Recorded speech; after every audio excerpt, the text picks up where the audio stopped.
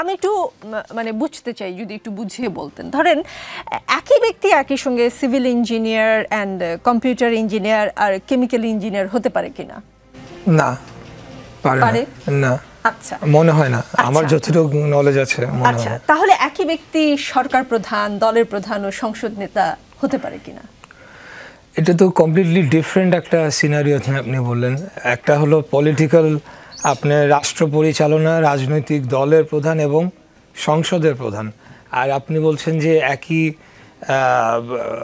একই পেশার তিনটা ডিফারেন্ট ব্রাঞ্চের প্রধান, তো মানে অথবা তিনটা ব্রাঞ্চের এক্সপার্টিস হতে পারে কিনা। দুইটা তো অবশ্যই এক না। আপনি দেখেন তিনটাই হলো একটা লিডারশিপ পজিশন। সরকার প্রধানও একটা সরকারের প্রধান, অর্থাৎ একজন লিডার। সংসদীয় নেতা যিনি হবেন তিনিও লিডার, এবং পলিটিক্যাল পার্টির যিনি প্রধান তিনিও লিডারশিপের জায়গায় থাকেন। তো আমাদের বাংলাদেশের যে বর্তমান প্রেক্ষাপটে গণতন্ত্রের যে অবস্থা আমরা রয়েছে অনেক আর্লি স্টেজে, এই জায়গাতে আমি মনে করি যে একই ব্যক্তি তিনটা জায়গার প্রধান হতে পারেন। এই কারণেই, তা না হলে পরে একটা বিশৃঙ্খলা তৈরি হতে পারে, একটা কনফ্লিক্ট তৈরি হতে পারে, এবং সেই জায়গাতে বারে বারে যদি এই ধরনের বাধা আসে বা একটা কনফ্লিক্ট তৈরি হয়, তাহলে কিন্তু রাষ্ট্র পরিচালনায় যেরকম একটা বিঘ্ন সৃষ্টি হবে, সেরকম দলীয় শৃঙ্খলাতেও একটা সমস্যা তৈরি হতে পারে। সংসদেও যখন আইন পাশ করবেন আপনি বা বিভিন্ন ধরনের বিল উত্থাপন হবে, তখন কিন্তু এক ধরনের জটিলতা তৈরি হতে পারে। তো আমি মনে করি আর্লি স্টেজ অফ ডেমোক্রেসিতে ইটস ওকে টু হ্যাভ এক ব্যক্তি যদি তিনটা দায়িত্ব পালন করেন আর কি। জি, আপনি বলছেন যে আমি ডিফারেন্ট বা একটা পেশাগত জায়গার কথা বলেছি।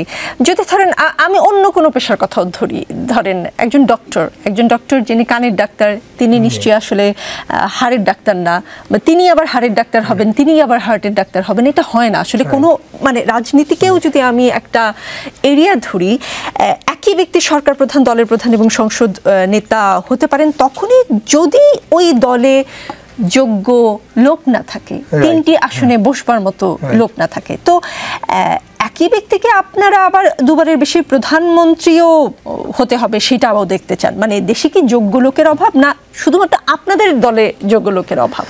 না, দেখেন বাংলাদেশ জাতীয়তাবাদী দল বিএনপি কিন্তু সর্বপ্রথম বাংলাদেশের ইতিহাসে যে পরপর দুইবারের বেশি প্রধানমন্ত্রী হতে পারবে না, এই ঘোষণাটি এসেছে কিন্তু বিএনপির পক্ষ থেকে। অর্থাৎ একটা পরিবর্তন কিন্তু শুরু হয়েছে, যেটা আমরা দেখতে পাচ্ছি, এবং আমার বিশ্বাস যে ভবিষ্যতেও এই জিনিসটি অতি দ্রুততম সময়ে কার্যকর হবে। তো এরকম একটি পদক্ষেপ তো এসেছেও বিএনপির পক্ষ থেকে প্রথমেই, সেই বিষয়টাও তো অ্যাপ্রিসিয়েট করা উচিত বলে আমি মনে করি। এবং পরপর দুইবারের বেশি প্রধানমন্ত্রী হতে পারবে না, এবং এখন যে আলোচনাটি আসছে যে তাহলে একবার গ্যাপ দিয়ে তৃতীয়বার কেন হতে পারবে, তো আমি মনে করি যে এটাও এখন আলাপ আলোচনা হচ্ছে। ঐকমত্য কমিশন বিভিন্ন দলগুলোর সাথে বৈঠক করছে। আমি বিশ্বাস করি যে একটা জায়গায় পুরো বাংলাদেশ, পুরো জাতি এক জায়গায় অবশ্যই একটা ঐকমত্যে পৌঁছাতে পারবে এই বিষয়ে। কিন্তু একটা জায়গায় কি পুরো জাতি ঐক্যমত্যে পৌঁছাতে পারবে, বা সেটা কি আসলে আপনারা অ্যাপ্রিসিয়েট করছেন? আপনারা বলছেন, যেমন আজকে আমির খসরু মাহমুদ চৌধুরী বলেছেন যে দেশের চলমান সংস্কার নিয়ে সবাইকে সব বিষয়ে একমত হতে হবে বলে তিনি মনে করেন না। তিনি বলছেন যে সবাইকে যে একমত হতে হবে, এটা যারা চিন্তা করে এটা তো একটা বাকশালী চিন্তা না। এটা ডেফিনেটলি সবাই যদি সব কিছুতে একমত হতো, তাহলে তো দেশে আর রাজনীতি বা দেশে কোনো ধরনের মত পার্থক্য বা এই ধরনের কোনো বিষয় থাকতো না। তাহলে তো সবাই এক ব্যক্তি, এক দল, এক রাষ্ট্র, যেটা বাকশাল, সেরকমই হয়ে যেত, তাই না? অবশ্যই এখানে আমাদের মত পার্থক্য থাকবে, এবং গণতন্ত্রের সৌন্দর্য হচ্ছে যে বিভিন্ন মতের মানুষ এখানে একসাথে পাশাপাশি তারা অবস্থান করবে, এবং সংখ্যাগরিষ্ঠ মতামতের ভিত্তিতে রাষ্ট্র পরিচালনা হবে। সকল বিষয়ে যদি সব একমত হয়ে যায়, সবাই একমত হয়ে যায়, তা এটা তো সম্ভব না কোনোদিনও, আমি মনে করি।